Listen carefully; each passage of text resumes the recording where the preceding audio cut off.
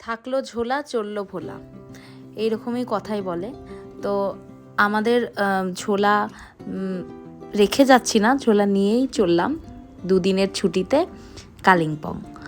আসলে ভেবেছিলাম কাছেপিঠে কোথাও যাব, কিন্তু কলকাতার আশেপাশে এত চাপ থাকায় প্রচুর জায়গায় চেষ্টা করা সত্ত্বে কিছু না পেয়ে হঠাৎই ঠিক করি পাহাড়ে যাব।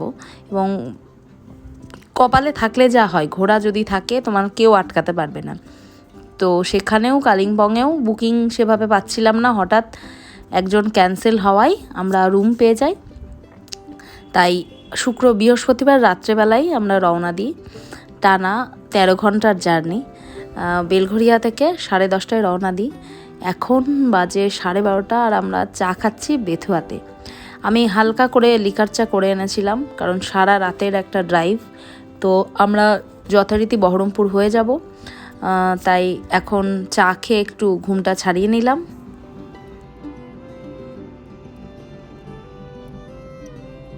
আমরা খাচ্ছি চা। আরে এই যে আমার বেড রেডি, বেড দেখাতে শুয়ে দিয়েছি। জানি না সেটা চার্জেই ছিল।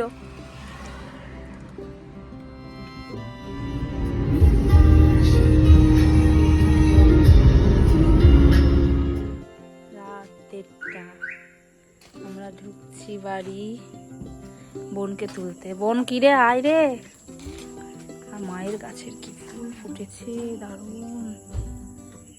আমি ডাল নিয়ে পেদা রাহি ও ওর তো ডিকি লাগবে। ডিকি গো, এদিকে না করলে হবে না। এমা নিয়ে বসবে, দেখ ডিকিতে রেখে দে আরামসে, একটা কিছু লাগবে না। ঢোক ঢোক। বাই মা, টাটা মা। বাইরে দোল পূর্ণিমার জ্যোৎস্নার রাত, আর তার সঙ্গে গাড়ি চলছে হুড়মুড়িয়ে 80-90 এইভাবে। হঠাৎই ফারাক্কার পরেই হঠাৎ দেখছি মানে ভয়ঙ্কর রকমের স্মগ। আমি জানি না কেন, এটা কুয়াশা নয়। কুয়াশা এই দিকে অ্যাটলিস্ট এতটা পরিমাণ পড়ে না। কিছু কিছু জায়গায় এরকম স্মগ হচ্ছে, মানে 500 মিটার এরকম স্মগ, আবার তারপর ক্লিয়ার। ভোরের আলো ফুটে গিয়েছে অনেকক্ষণই।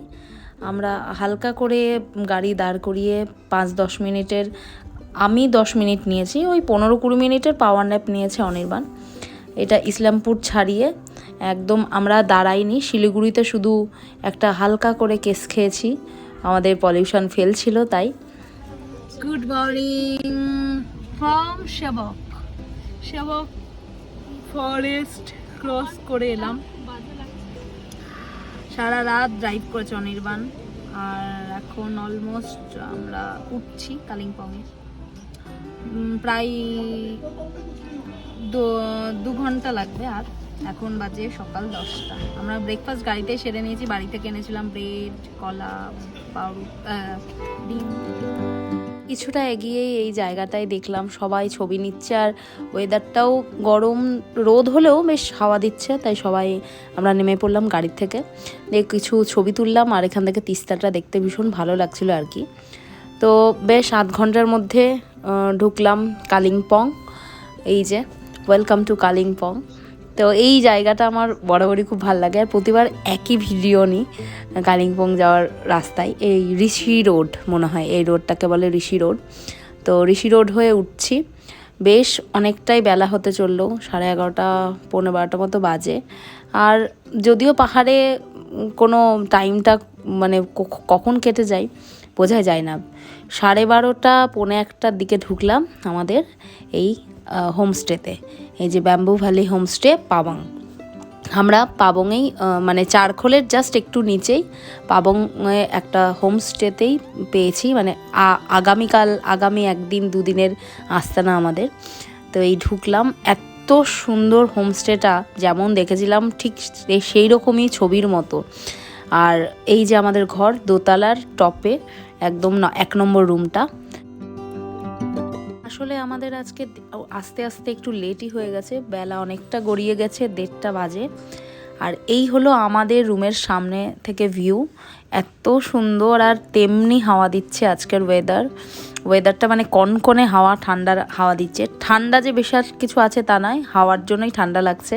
আর আমরা সেভাবে কোনো সোয়েটার আনিনি, জাস্ট সোয়েট শার্টগুলো এনেছি। আর এটা হলো আমাদের আগামী একদিনের আস্তানা। চলো তাহলে নেক্সট পার্টে বাকি ডিটেলস আবারও শেয়ার করব। আজকের মতো টাটা।